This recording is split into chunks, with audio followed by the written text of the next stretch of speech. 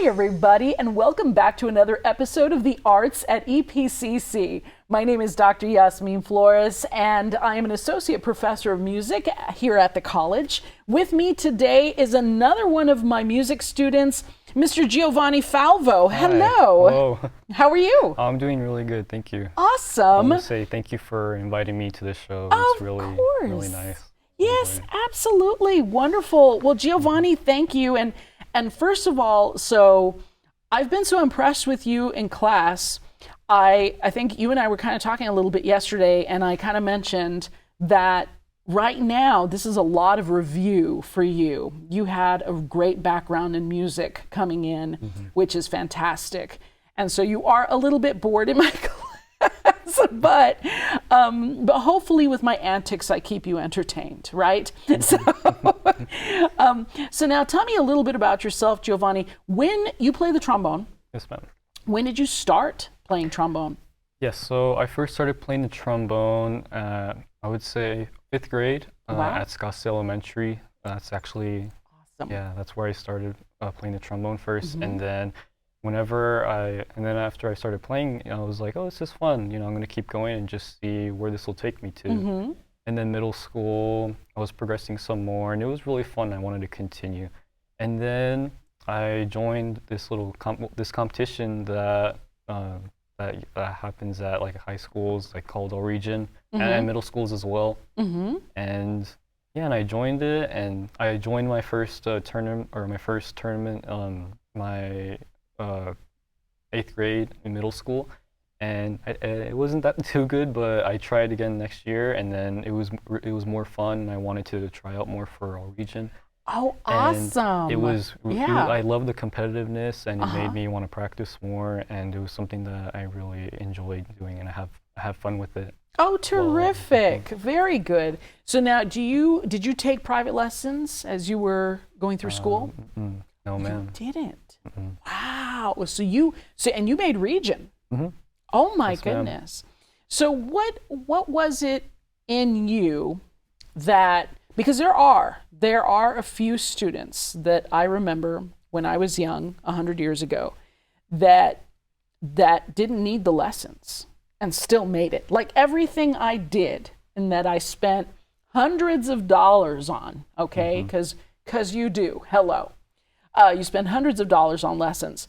And there would be students that were right next to me in band who had not taken lessons and were still just as successful as I was on my instrument. What is your secret, Giovanni? Well, I'm not exactly sure what my secret is. As apart from, I guess, practicing, I always, whenever I would review music, I would look at it slowly, and then I would just sort of have an idea of what it would sound like as well as what the rhythm would be. Sure. And with enough practice and listening to it, I would get it down, I guess, pretty soon enough, and then I'll be able to play the notes. That's wonderful. So now you came out of Eastwood, yes, okay, and I went to Scottsdale too. Did you go to Eastwood Middle School? Yes, ma'am. Okay, awesome. You and I have the same lineage, my little friend, except I graduated from Hanks. But so you started at Scottsdale, and did you have Mr. Oman? Is he the one that, usually the high school band directors, one of them is the one that shuffles around from school to school. Do you remember who your band director was at Scottsdale? Scottsdale, yes. In 5th grade, I had Mr. John Scanlon. Oh. And then... Okay, pause. Hold the phone, Deborah. You had John Scanlon. I'm going to tell you about John Scanlon. Here's what's funny, is I don't really know him, but I know of John Scanlon. He is a legend here in El Paso, Texas. And I did get to meet him. It was like meeting Santa Claus, right? I was like, whoa, I'm meeting John Scanlon. He's one of the best teachers in all of El Paso. Hands down. And he's a trombone player too, right? Yeah, actually, I why. noticed I was attending because recently, I think it was a couple months ago, I was part of the El Paso Youth Jazz Ensemble, and we went to this little, I think it was like a bar area, and there was we performed there, and then there was another. It was like a big band performance. I think I forgot what it was called, but I think they had it like it was like a once a month performance. It was like a jazz performance, and it had different musicians in it. And I noticed John Scanlon was part of that big band, and he was playing the trombone, and he sounded really good. He sounded really, really nice. Stunning. Yeah, a really stunning musician. And he's one of, I would say, like the top 10. I would put him in El Paso. Jimmy Olivas, of course. I adore Mr. Olivas. Jimmy Olivas' brother Marty is phenomenal on trumpet. And then John Scanlon is a close third. Okay, like it's like he's really, and we have so many great musicians in this town that are, El Paso is a bit underestimated for its talent level on music. It's like, I could sit here and list at least 25 musicians off the top of my head that you could put in any city, to include John Scanlon, that could compete against LA, New York, Chicago, you name it, that are just amazing musicians. John Feeney, who, I don't know if you know John Feeney, another trombone player. Okay, so you got to get to know John Feeney. He did work for us for a while, but he is a retired band director as well. I want to say he worked at Moorhead, and it's been a while since I've talked to John, but he's tremendous as well. He plays bass trombone with the El Paso Symphony, okay?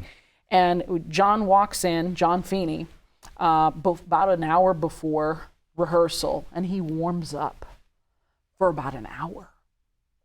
Wow. Backstage, he just gets a stand, and he sits down, and he just starts playing these long tones and various exercises. And I'm just always impressed with that diligence, that, and so I want to go back to you. So you started off right. You started off with the trombone player, John Scanlon, who's amazing. Eastwood Middle School, who did you have there? So for all my time at Eastwood Middle, I had Ellen Kalunga. Oh, okay. Yeah. I know that last name. Okay, I think there's a couple of them that work in the YISD. Her husband actually is a band director at Isleta High School. Oh, okay, that's where I know the name. Okay, got it.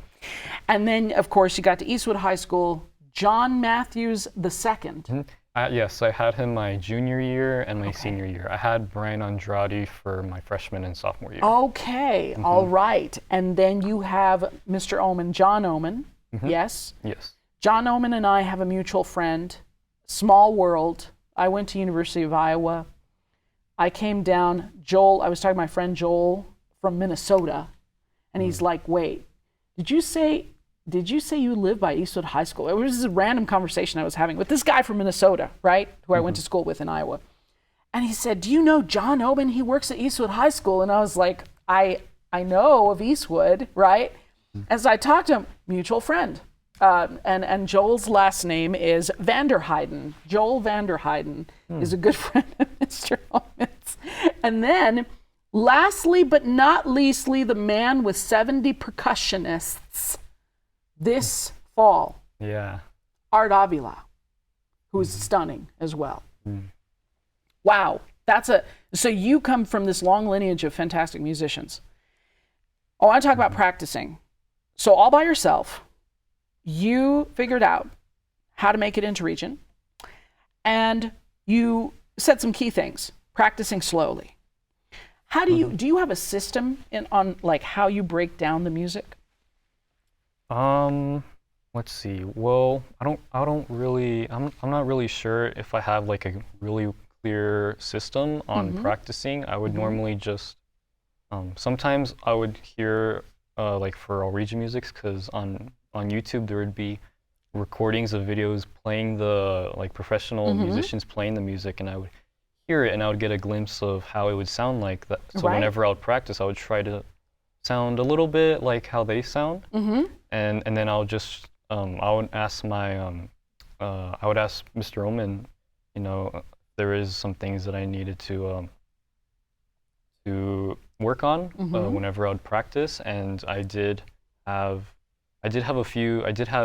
some lessons. I did have lessons with him, whenever I was working on a region since, let's see, freshman year all the way through senior year. I think those were the only times where I had lessons with Sir John Oman. Okay. And he's a brass player too, right? Okay. Yes, ma'am. What does he play? Trombone, just like Oh, me. okay, trombone too. Okay, wonderful. So you had all these teachers kind of built in, right? They were, which is awesome. So you did play for one of your band directors. They would kind of work things out for you. How many hours were you practicing a day? Let's see. I wouldn't practice a lot, or I wouldn't practice too little. I would say maybe around an hour-ish. Okay, all right. Yeah. And so you, the thing I've noticed about you in class is that you have a very organized mind, right? And so you have a very logical mind, okay? I'm polar opposite, hello, right? I'm walking in like, just personality, creativity, I'm just kind of all over the map sometimes. But you have a very logical mind, and so it makes perfect sense that you only spent an hour on the practice, because you probably sat down and said, so you've already said two key things. First of all, you had a role model, which was the recording. Okay? Yes. The recording allowed you to hear possibly the sound you wanted to develop, because I like to use pyramids to kind of picture these things. The foundation of that pyramid would be your sound. Like you can double tongue, you can play fast, you can do all these technical things, but if you sound bad, nobody wants to hear you, right? Yeah, definitely. So you build your sound. You did long tones? Yes. Okay. I did work on long tones mainly in class. I didn't really work on long tones as far as like practicing goes, because normally I would play like a scale just so I could get my my mouth going, or just so I could get myself going through playing the instrument. And I did ask my Mr. Roman, like, some other things I could warm up on. He did say doing some slurs going up and down, and I worked on that as well. Wonderful. For warm up. Okay, so you had these fantastic warm-ups to help with your sound. Then you start learning your scales, along with some articulation exercises, okay? And as you're developing these things, you said, I only spent an hour on practice, and this is where you and I varied. It sounds like you had a plan going into your practice session. Well, sometimes I did. Other times I would just see, I would just kind of explore with the music to see some challenges that I could work on that could help me, that could help me improve on some things that I struggle with, such as playing like, high note, or playing a phrasing that's really long and it's in like awkward, it's like in an awkward time signature, as well as like slide positions. It's really it's out of place. It's not common. So okay, interesting. So and you would go and seek these things. Because mostly throughout the rest of the song, I would already know which measures that I would already be good at. That I already have an idea of how it sounds like and how I would play it. So I wouldn't really concentrate on those, just mostly the little issues that stick out the most. And that's the third key. So and that's kind of a part two to number two, because first thing is your role model. Number two, you walk in with a plan. Right? This is for all of you at home sitting there wondering how to practice, right? How to practice your stuff and be efficient, because that's just it. And number three is you find the key spots that you're struggling with the most, right? And really focus in on those before you put them back into context. Absolutely. And so, did you do solo and ensemble? Yes, ma'am. Okay. And so did Mr. Oman, was he the one that kind of picked your solos, or did you walk in and kind of ask? I heard this on YouTube. Yeah, he picked my solos. I think it was all throughout high school, and he also accompanied as well for my solo. That's right, he does play piano. That's right, that's awesome. And so, so you had, just this wonderful kind of upbringing there at Eastwood, and you played these solos. What was your biggest challenge as a musician? Not figuring out what I could do to improve, like on things that I struggle with, like sooner, because I wouldn't realize, because I would be focusing on too many goals that I wanted to work on. So I wanted to, so for example, I want a double tongue, but at the same time I would be like, oh, I want to reach that new high note, or at the same time I would be like, oh, I want to reach that really low note, and I really didn't. I was having too many goals at once that I didn't really focus on. I didn't focus it one at a time. Okay. Because I think I was a little too hard on myself, and I wanted to push for more. Right. And that's probably, I'm going to put that down as number 4. Time and just maturity helps tremendously as a musician. And I have noticed this in myself, because sadly I don't practice as much as I used to. But sometimes I've noticed that that's become a good thing, because what would happen with me is I would drill things so much that suddenly I'd start making mistakes again. And I'd be like, what? There's this weird kind of pattern when you're learning music, that things sound great the first day, the second day is always worse. Yeah, it would be like either the third day or just at a random time, it would just sound really bad, like for no reason too. Right. And I could never figure, I was like, why, if I practiced this yesterday? But I've also noticed that with these large breaks that I take between performances, is that now I come back to things with more of a plan, because now I do, same as you, I only have that hour or 2 hours to spend on my clarinet music, when I'm preparing for a performance. And I start to go, okay, what do I need to work on? The one thing I will say is I had great endurance in high school. I could have played for 10 hours straight and I'd be fine, just because I was so used to just constantly playing. So that was a positive of always practicing. It was the endurance. But then secondly, it's a matter of not practicing mindlessly. And that's what I used to do. I did a lot of mindless practicing when I was young. I regret it now, because I didn't walk in with a plan. I would start practicing something like, the Rossini introduction theme and variations, I'm going to play it again, And so I'd be playing it again in the practice room. And but then I would, of course, learn new things.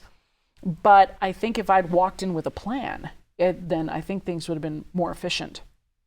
So you had all these goals, and and you were trying to figure out, how do I master them in a short amount of time, right?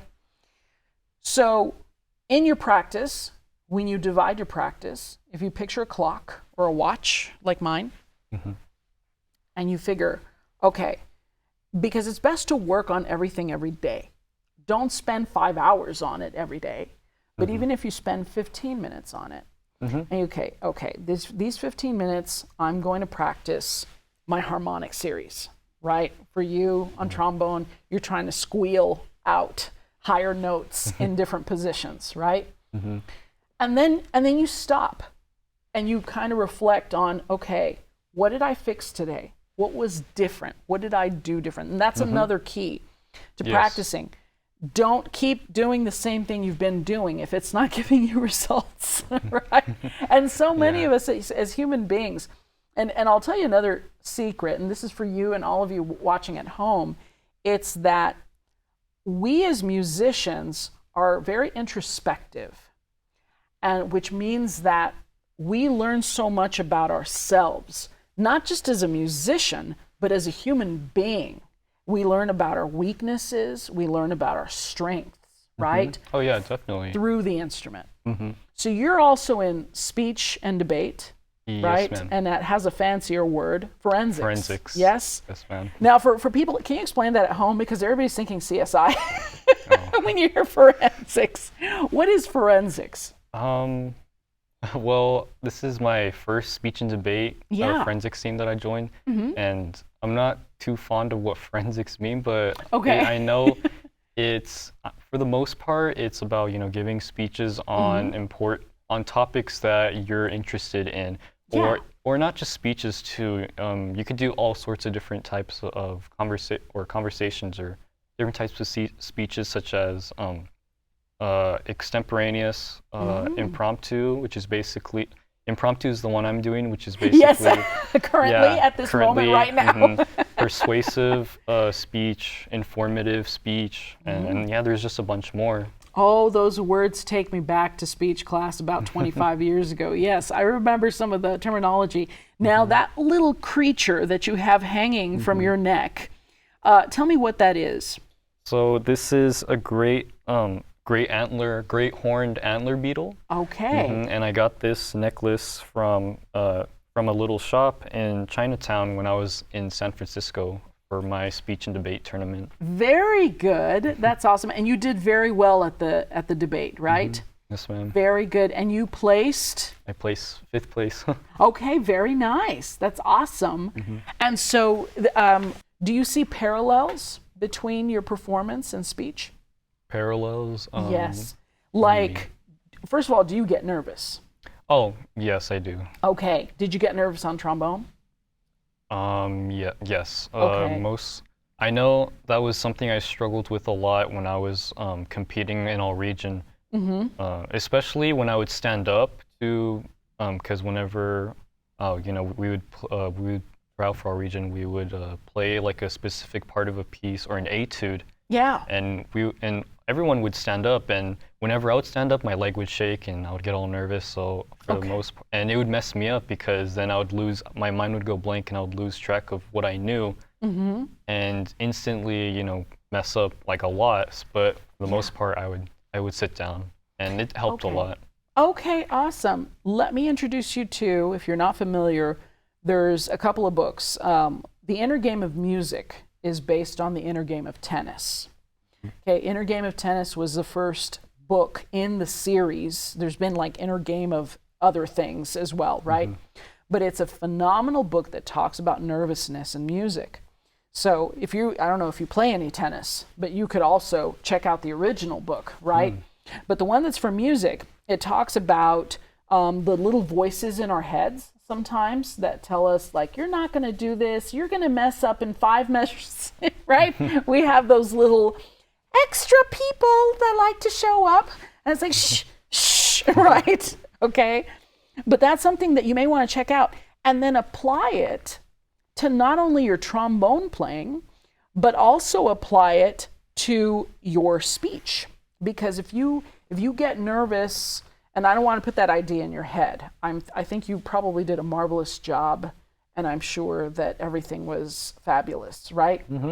Yep. But hypothetically, if you're working with another student, let's hypothetically say, who gets nervous, what are the tools that you're going to use to help that student, right?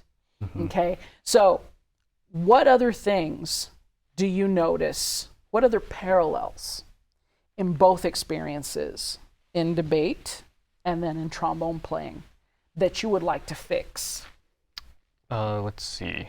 Well, I guess another parallel that would come up would be whenever I would add something new that I didn't work on before. So so like for example, last year or when I was like my senior year, when I competed at area competition for all region to see if I would qualify for state, I added a little vibrato because I thought maybe that would give me more credits or more points.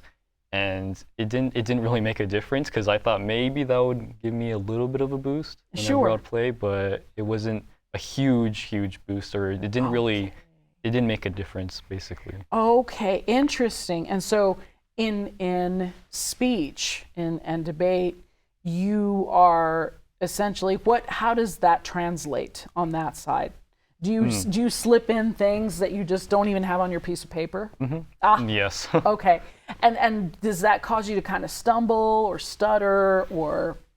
I think it does in some situations it does stumble because for speech it did stumble because then I wouldn't know what to say for my next point making in my persuasive speech. So you would start to kind of veer off topic, and you don't know how to come back.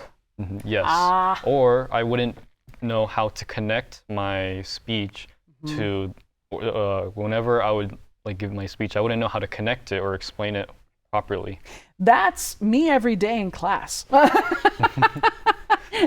That's me just veering off into the land of make-believe every day in class. I love it. So here's something, I'm gonna give you some insight to that. Right now, at this point in your life, you're still in this sort of developmental stage in both arenas, okay? In both the speech and debate and also in the trombone arena. So right now it is best to stick to the script, right? And basically stick to what you've practiced, stick to what you've learned. This is probably the 30th episode I've recorded with the show. I'm a performer, right? My degrees are all in performance. I think in the first couple of shows I was a bit nervous and apprehensive, but now, as you saw, I didn't send you an email with questions or a script or anything like that. It's completely unscripted.